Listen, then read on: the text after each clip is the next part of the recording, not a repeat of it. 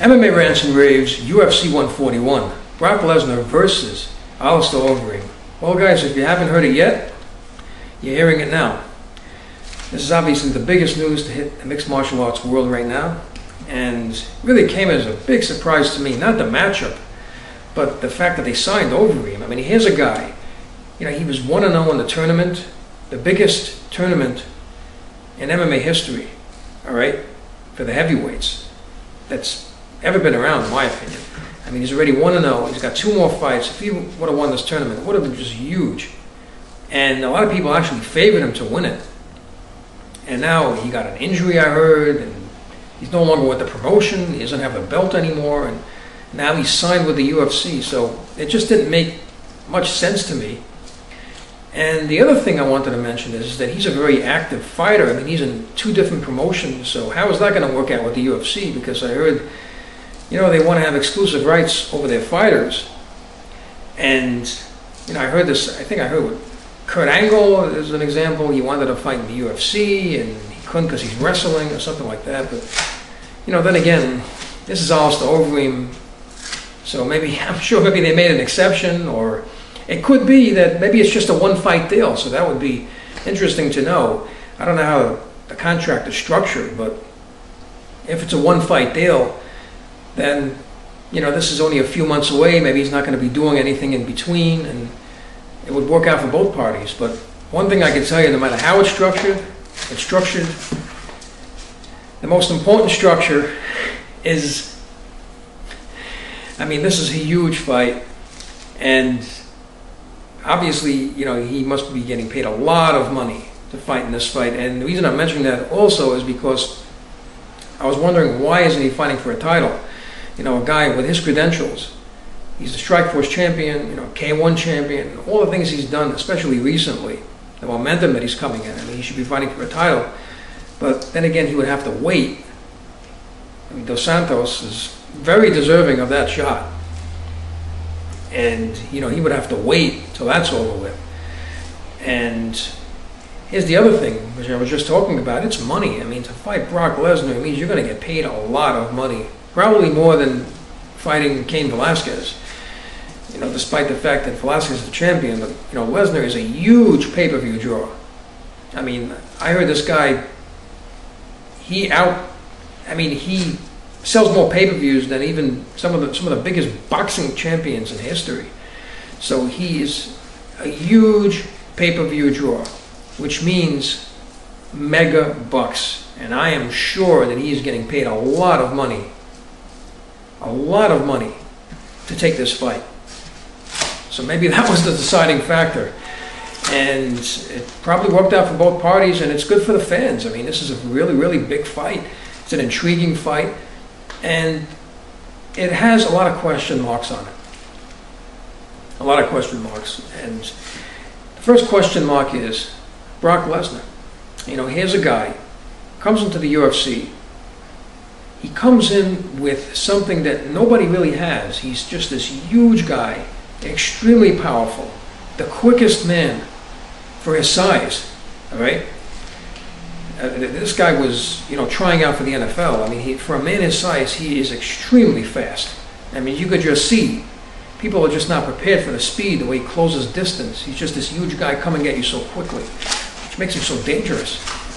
And he's got this huge reach, 81-inch reach. He's 6'3", massive, massive guy. And, he's able to implement this game plan. If you take you take a guy who is so physically big and physically gifted, right? And then you combine it with extremely high-level wrestling skills. He's a former NCAA Division I champion. You combine those 2 things together, that's a recipe for success. And like I said, and I agree, wrestling is the best base to have in MMA. And he is the best that you can be. Other than being an Olympic gold medalist, I don't know, but that is high level. You can see how good his wrestling skills are if you watch his fights. So, he came in with such dominance. And after the Shane Cullen fight, all right, before that, he got sick, comes back, and then he took a fight, shortly after that, and it was just a devastating loss. And in that fight, he just did not look the same. And I mean, even before he took the punishment towards the end of the fight, he just looked like he was getting tired. I mean, he came out like a mad dog. I mean, he came out with such fire, with such aggression. Came out with a flying knee. You could just see the speed. It looked like he had it, and then he started to get tired. It just seemed like something was wrong. This is before he took any significant damage from his opponent. And not taking anything away from Kane. What I'm saying is something just didn't look right. Because, I mean, despite how big he is, especially if you look, I mean, his longest fight that I can remember was against Heath Herring. And that fight went to a decision. He had to work hard, despite the fact that he was dominating Herring. He had to work. It wasn't easy. It wasn't just a quick fight. And he looked, good. His cardio was good. And even against Randy, when he finished the fight, he's not a guy that I can remember gassing. Against Mir, I mean, he's that's the thing about him. He's huge and he has cardio. And in the Kane fight, he looked like he was getting tired before he took any significant damage. So, and then, of course, and I spoke about this. I did a vlog about that. And, some people may disagree, but then, he's in The Ultimate Fighter. What happens? His illness comes back. It makes you wonder. I mean, who are we going to see? So that's what makes the fight. That's what makes the fight interesting.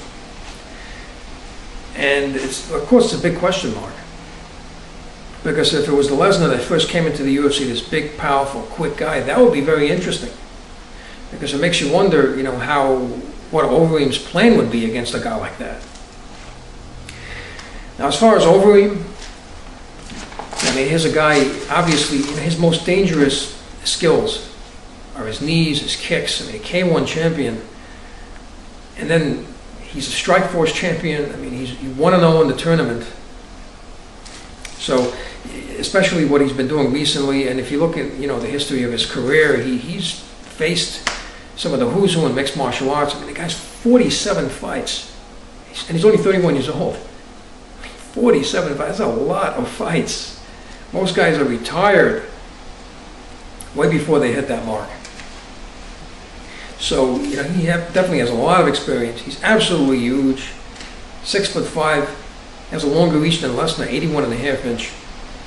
So that really must complement, his stand-up, if you have a reach like that. So he's obviously very dangerous. I mean, you can see some of the guys that he's fought, when he hits them with one of those knees, it looks like, the way they react, like they don't know what they got hit with. It's like crazy. I mean, that's how strong this guy is. And getting him to the ground, and good luck doing that. I mean, you saw Verdum was trying to do it. He was pulling guard. He tried anything in the book to get him down. He tried to coax him. He tried to point like that, He was on the, he couldn't, it was so tough to get him down. And when he did, he had bottom positions. Now, there is one thing though. In his last fight, a true mixed martial arts judge that really knows the sport may have scored that fight differently. I mean, the fight that I watched, I saw Verdum outstriking Overeem, which was very surprising. If I was to tell you before that fight that Verdum would outstrike Overeem, I mean, you might think I'm nuts. And he did it. He outstruck him 62-46. And I saw he actually got some nice Muay Thai clinches. It looked like he rocked Overeem later in that fight. And at the end of the fight, he looked like he was trying to get on a leg lock or a heel hook or something. So, he fought very hard. There's just the fight was just very lopsided to watch. I mean, it looked like, it wasn't nearly as bad, as treacherous, but, the fight like Damian Maia against Anderson Silva, where you have one guy who wants to go to the ground and the other guy just wants to stand up. So, it's very hard to stylistically have a good fight when you have two guys who want to do two different things. It's like you have a baseball player against a football player and they want to both play their sport and they want to compete against each other. It's like two different things. That's the thing about MMA. It's mixed martial arts, two different things. So, but the thing is, if you score the fight, just on striking, you could say that Verdum won. But Overeem had a lot of takedowns. He had top position, so I don't know. You know, it's really hard to score. Overeem did look like he was getting tired at the end of that fight. So, you know, if you look at it, well, maybe he found a way, maybe a game plan and how to maybe wear Overeem out. And I was just thinking, you know, I heard that although this is not a championship fight, it's going to be 5 minute rounds. So makes you wonder, and this is something I don't know. I like to ask you guys. I mean, who do you think has better cardio? Very hard to really answer that question. I mean, Lesnar, like I said, you know, before his illness, I mean, he looked like his cardio was great for a guy that big. Overeem in this fight, you know, looked like he was getting tired towards the end of that fight. Now, can Lesnar out cardio Overeem? I don't know. I mean, Overeem's cardio looks good in K1, but K1 is different than MMA. You don't expend the energy in MMA. You don't expend the energy in K1 that you do in MMA. So that's something to think about. And the other thing to think about is who's tougher? I mean, you know, Overeem, he's been knocked out many times in his career, many times. And Lesnar, pretty tough guy to knock out, don't you think? I mean, he was taking an assault from a man that with one punch probably can kill an ordinary man in Shane Cohen. Even when Dos Santos got hit, I mean, he admitted that he got dizzy. Or something of that type. So he admitted that he got affected by that. And that's how dangerous he is. And he took an unbelievable amount of punishment in that first round. And he was able to survive it and win it. And, you know, he took a flying knee from Frank Mir. I mean, this guy, he's a tough guy. He's got huge jawbones. I mean, he could take a punch. There's no question. The thing is how he reacts to it. You know? And he reacted fine against Frank Mir when he took the flying knee. So I mean, he could take punishment. But you know, Overeem fight against Verdum, it looked like he got rocked once. So you know, if you hit him with something, that might be a chance for Lesnar. And what I was thinking is, and this is going to sound a little bit unconventional, I think Lesnar actually might try to stand with Overeem. Maybe he might surprise him. Maybe Overeem might really expect him to just go for takedowns and be prepared for them.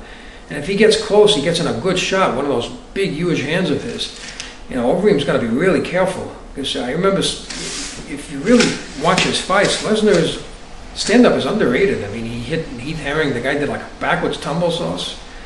And then he just started to rush him like a mad dog and then took him to the ground and basically implemented the same game plan for the rest of the fight. And then, you know, before he finished Randy Couture, at the end of that fight, he also knocked him down, you know, with a shot. So he has power.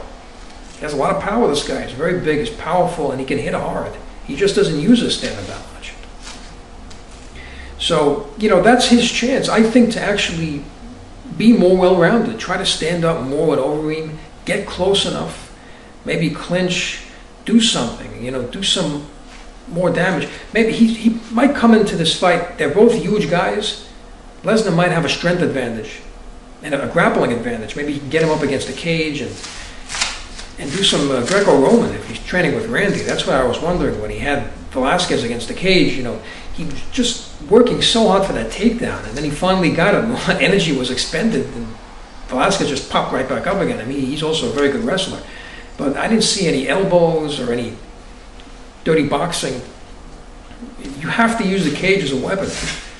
And I think that's a very, very good game plan to implement against a guy like Overeem. Might be a good idea. So, I mean, keep in mind, you know, a lot of his fights were not in a cage. You know, as far as his fights in a cage, more limited than in a ring. So maybe Lesnar can use his grappling skills, maybe to use the cage and do some Greco-Roman, but of course he's not a Greco-Roman wrestler, but I think it would be a good idea to neutralize, to put him against the cage to prevent himself getting hit by those dangerous knees. But I think if he can mix up a good game plan with some stand-up, use the cage a bit, train on that, and then of course that might set up his takedowns a little bit better. You know, he might have a good chance in this fight. As far as Overeem, I mean, he basically has to continue to do what he's doing. You know, he's got to use his extremely high-level stand-up skills, his knees, his kicks, and you know, his size, and also prevent takedowns. You know, I can't even remember him being on his back since he's bulked up to this big, huge heavyweight that he is now. I can't remember him being on his back. So the other question mark is, you know, can Lesnar get him down? And I think he's going to have to work to set up those takedowns better. And there's a lot of question marks in this fight, like I said. A lot of question marks for Lesnar's health. And of course, you know, Lesnar, despite his high-level fights, he doesn't have the experience that Overeem has. If Lesnar comes back very healthy, I mean, very healthy, like maybe even better than he was, and I don't know if that's going to be the case, like I was just talking about before, I think he would have a very good chance in this fight. The reason I say so is because there's one thing you have to look back. Despite Overeem's fights, his many fights, he's never faced a guy like Lesnar. He's never faced a guy this big, this powerful, and this quick, and with the credentials of wrestling that he has. So the question is, how will he respond to that? How will he handle that? You know, Lesnar's a very tough guy to emulate in the gym. He's really tough. So that's the real question mark. And that's another thing that makes the fight intriguing. He's never faced a guy like that before. But anyway, here's the deal, guys. Here's the bottom line. If Brock Lesnar does not come into this fight 100%, 100% physically, he doesn't have a chance to win this fight. That's what it comes down to. Not against a guy like this. So I'd like to know what you think about the fight, the signing of Overeem, and the UFC 141 card. Please leave your comments below the video, rate this video, and subscribe. And thank you for tuning in.